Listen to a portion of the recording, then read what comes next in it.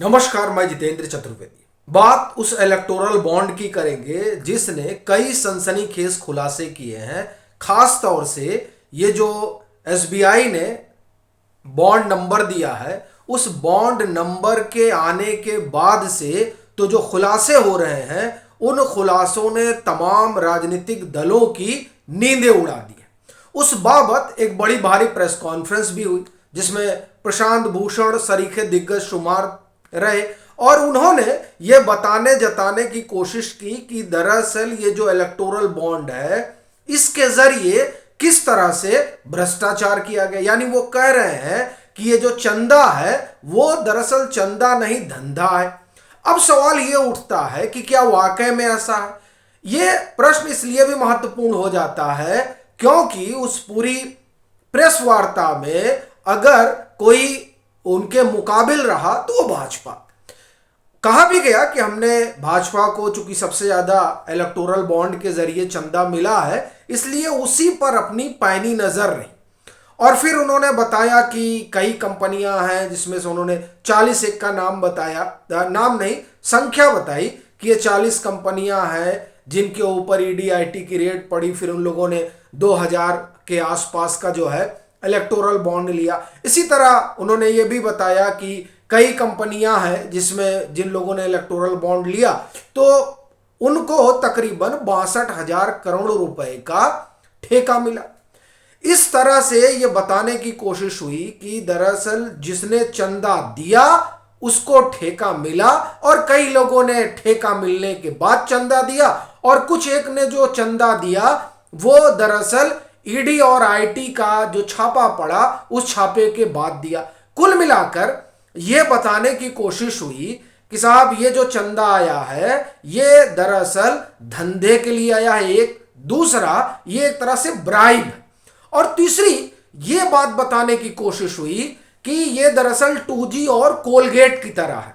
अब बड़ा सवाल यह है कि क्या वाकई में ऐसे है, इस पर बात करूंगा। फिर जो बातें वहां नहीं बताई गई उस पर आऊंगा क्योंकि इनका फोकस तो भाजपा ही है। और फिर यह भी कि 2024 का लोकसभा चुनाव है, तो उस लोकसभा चुनाव के लिहाज से अभी प्रशांत भूषण को सूट भी जो है वो भाजपा की घेराबंदी ही लगती है, चूंकि भारत जोड़ो यात्रा में तो वो राहुल गांधी से मिलकर आए ही हैं और राहुल गांधी को उन्होंने कई गुर सिखाए भी हैं। तो स्वाभाविक बात है राहुल गांधी को प्रधानमंत्री बनाने की जो परियोजना है उस परियोजना का हिस्सा ये इलेक्टोरल बॉन्ड भी है और इसीलिए इस पर नूरा कुश्ती भी चल रही है। तो इस पर विस्तार से चर्चा करना जरूरी हो जाता है। देखिए, लाखों करोड़ रुपए का स्कैम था 2G और लाखों करोड़ का था आप ये कहें कि कोलगेट, लेकिन यहां तो ये 62,000 करोड़ ही बता रहे हैं। एक बात। दूसरी बात कि ये दरअसल ठेका लिया तो प्रेज्यूम किया जा रहा है कि चूंकि इनको ठेका मिला वो इसलिए क्योंकि इन्होंने इलेक्टोरल बॉन्ड खरीदा। अब यहां से आगे चलते हैं। 2-3 सवाल बड़े महत्वपूर्ण हो जाते हैं कि आखिर अगर जो चंदा और धंधा का ही मसला है तो ये जो लॉटरी किंग है, लॉटरी किंग ने तो सबसे ज्यादा चंदा जिन लोगों को दिया है उसमें भाजपा नहीं है। उसमें कौन है? उसमें टीएमसी है, उसमें डीएमके है। तो अब सवाल उठता है कि वो लोग लॉटरी का कौन सा धंधा कर रहे हैं। यह सवाल मैं नाहक नहीं उठा रहा हूं, यह सवाल उठाने की वजह है। देखिए, टीएमसी को 5 जो सबसे बड़े उनके दानदाता हैं जिन्होंने बॉन्ड लिया, उसमें से future gaming and hotel services private limited ने 542 करोड़ रुपए का बॉन्ड जो है खरीदा था। यानी 542 करोड़ रुपए का चंदा टीएमसी को दिया है। तो इसके बदले में टीएमसी ने क्या दिया, इसकी भी जांच पड़ताल होनी चाहिए। फिर दूसरी चीज आप आ जाइए तो डीएमके को 509 करोड़ का दिया ही गया था, तो 1000 करोड़ तो यही हो गया। अब हम देखते हैं कि इन्होंने भाजपा को कितना दिया। तो भाजपा को जो देने वाले हैं उन 5 लोगों में, जो पहले 5 लोग हैं उसमें तो फ्यूचर गेमिंग का नाम ही नहीं है। अब बड़ा सवाल ये होता है कि जिन लोगों, जैसे सबसे बड़े दानदाता टीएमसी के वही हैं, फ्यूचर गेमिंग वाले, फिर डीएमके के वही हैं, तो इन लोगों ने क्या चंदे के बदले क्या कुछ दिया, इसकी भी बात होनी चाहिए। अगर ये वाकई में घोटाला है तो जाहिर सी बात है जो टीएमसी को मिला और जिन लोगों ने टीएमसी को दिया उन सब लोगों ने एक तरह से क्विड प्रो के तहत दिया, यानी लेना और देना। अब जैसे आप देखिए वेदांता जो है, वेदांता ने कांग्रेस को भी फंड किया, ये आपको जानना बड़ा जरूरी है। और आपको एक चीज बताऊं, वेदांता वो कंपनी है जिसके एक जमाने में वकील हुआ करते थे पी चिदम्बरम, और पी चिदम्बरम और वेदांता के की साठगांठ को लेकर परांजय गुहा ठकुरता ने कई रिपोर्ट लिखी है, जो रिपोर्ट ये बताती है कि किस तरह से वेदांता के तमाम चीजों पर आंख पर पट्टी बांध ली गई थी यूपीए सरकार के दरमियान। अब सवाल, और वो बड़ी चीज ये है कि उसमें टैक्स इवेजन के बड़े मामले रहे, लेकिन ऐसा लगता था कि मानो सरकार जो है वो कुछ करना ही नहीं चाहती है। ये यूपीए के समय की बात आपको बता रहा हूं। अच्छा, अब वो जब 14 मार्च की लिस्ट आई तो लगा साहब वेदांता ने सब दिया होगा इन्हीं लोगों को, यही तो माहौल बना था कि सब वेदांता हो, ये लॉटरी किंग हो, ये मेगा इंजीनियरिंग हो, इन सब लोगों ने जो है भाजपा को ही दिया। लेकिन अब पता चल रहा है कि नहीं साहब, इन लोगों ने सबको दिया, किसी को छोड़ा नहीं। अब फ्यूचर गेमिंग वाले ने तो सबसे कम आप देखिए भाजपा को दिया, क्योंकि 1300 कुछ करोड़ का इन्होंने ले रखा था, और 509 जो है डीएमके को दिया, 542 टीएमसी को दिया, बीआरएस को दे रखा है फ्यूचर गेमिंग वाले ने। अपना कहना यह है कि अगर क्विड प्रो को है तो जाहिर सी बात है फिर इसमें सब लोग शुमार हैं।